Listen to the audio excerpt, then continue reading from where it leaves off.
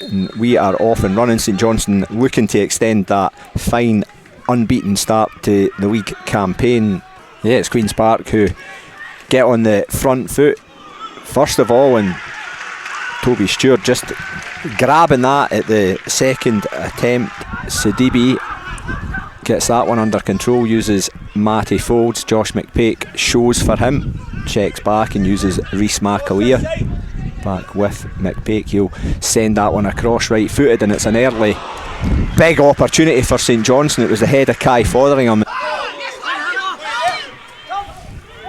Nice ball down the line by Longridge to find Aidan Connolly. Gets his head up, finds Josh Fowler, who turns and gets the left foot strike away. Trying to harry St Johnstone in any way they can, and there you go. That's off the crossbar. Toby Stewart.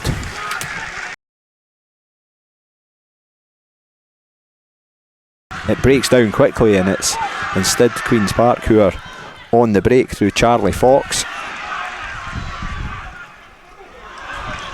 Well gathered by Toby Stewart. Yeah, he had to look sharp. Change things. I think that felt like a bit of a gamble on Tuesday night. It almost came back to bite our bums.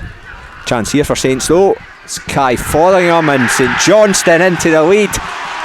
Fotheringham with his second goal for St Johnstone. It was great set-up play by Jamie Gullen to find Fotheringham, who for the first time in the match found space inside the Queen's Park penalty box, and an accomplished finish. Josh Fowler on the attack here for the home side though, and it's fine play by the front man and a fine finish to send his side level, and St Johnstone penalised for some sloppy midfield play. Queen's Park punish us, and it's another one on the tally for the impressive Josh Fowler, shutting down the opportunities quick for St Johnstone, but St Johnstone need to overcome that.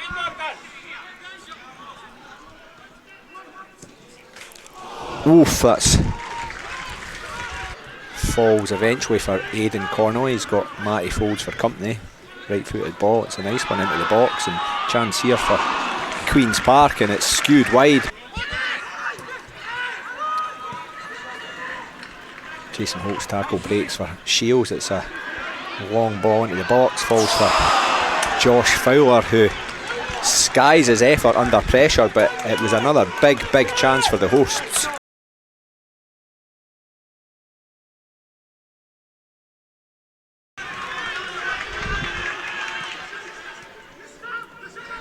Uche Ikpeazu. It's a great save, and we did speak about Callum Ferry having to make a save at some point. It's a good turn by Ikpeazu, right footed shot. Ball into the box, cleared by Fox again, who's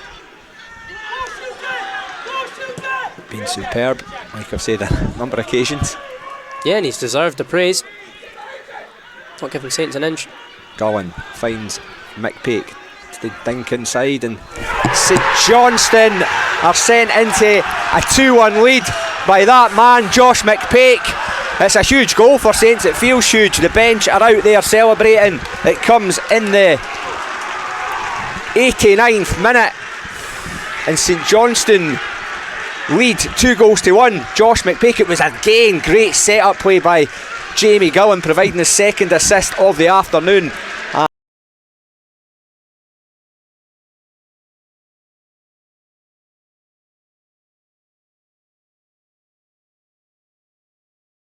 Sean, late defeat to St Johnstone. What's the mood in the dressing room like? Devastated. I think everybody in the room could see that, everybody in the stadium could see that we more than matched at Johnstone all over the pitch. But listen, I say that they're a top side. Do you know what I mean? You can see why they're flying high at the top of the league, but I think we more than matched them. And to be fair to their manager, he played a lot of credit to the players and to us, which is great for us to hear. But at the end of the day, they won the game. So. And I just thought we switched off for the goal, which I'm really disappointed about. But the 2 goals I thought we lost were really poor from our point of view. Listen, Josh McPake's got great quality. That's why he's flying high in the league. Do you know what I mean? But it was just, I don't think we gave him or Sidibe or Fotheringham at the top end of the pitch, who are top players in this league. Gullen, top players. Do you know what I mean? I don't think we gave them much all day. But that one time you switch off, it's just unfortunate. From a Queen's Park perspective, though, you had the crowd on their feet at times. It was a very positive performance against a team at the top of the league. I've said it since I've came in. I can't be prouder of the group. I can't be proud of what we're doing. The staff, the players, everybody's fighting towards what we know that we can compete in this league, and I think everybody's seen that. And I think a lot of people write you off, but at the end of the day, I know what the group are giving me. And listen, for us to be devastated to get beat off a team who's come down for the Premier League for last year, who, as I mentioned already, they've got top players, Premier League players in their team. But we've went out and done our jobs today, and as I said, we really should have come out with something at least out of the game. But I couldn't be prouder as a manager, if I'm being honest. And equally against a team who's come down from the Premiership, they scored a fantastic goal from Josh. Josh is going to get headlines again because it's what he does. He puts the ball in the net. You see it. He's a terrifying striker. Do you know what I mean? He can go both ways. He's got pace. He's got power. I keep saying it to the group. I also think other players, we need to try and chip in for him as well, because he is so lethal, but he works ever so hard as well. Do you know what I mean? He's not the type of player to just chuck it. He works ever so hard. As I mentioned a couple of weeks ago against Morton, he misses a big chance and he was beating himself up about it. And do you know what? He's actually beating himself up about the chance he missed in the second half, because that's him. He wants to score goals. He's got that mentality. So we're very lucky to have him. But listen, the guys work ever so hard to put him in those positions as well. If you think of the first goal, Roddy and Seb, the way that we wanted to press at Johnson, I think you could see that. We were in their face, and they win the ball, and then Josh does what he does and it goes through, and it's a terrific goal. I talked about Josh at the front end, but there was certainly some defending to do in the second half, and Foxy and Ewan were under pressure, but it was similar to last week. He's defending. Yeah, I think again Cal's had two big moments in the game. Obviously the first 2 minutes, which I was really not happy about, and I spoke to the group a bit at half time. We've got to be better in the first couple of minutes of the game, but Cal does what he does, and then he pulls off a save in the second half. And again, I actually think he's beating himself up for the goal, because he probably thinks he should maybe do better. But I think defensively, we've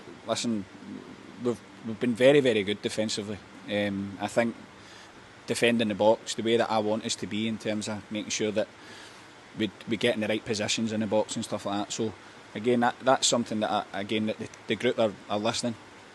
So I'm delighted with that side of things as well. They've not had too much on goal, but ultimately the two chances that they get, again, I think the first goal, for our point of view, is very poor, very poor. We're too just disjointed, and we make a terrible decision, and they go through and score. But again, for me, that's it. Do you know what I mean? But that is this level. If you're going to get punished for making small errors if you need to. And speaking about players who are beating themselves up about what went on in the games, is it good then that the next one's coming up so soon, Partick on Tuesday night? I just say that to the group there. I said, listen, we come in tomorrow, we recover. The guys that obviously were on the bench and stuff like that as well, they're focused and they're ready, because the team put a lot into it today. So I mentioned it yesterday in my interview, talking about everybody needs to be ready. So listen, as I said, we'll get in tomorrow. We need to look at this game back, and then it's focus on Partick Thistle, because again, another tough game. So we need to make sure that we're ready.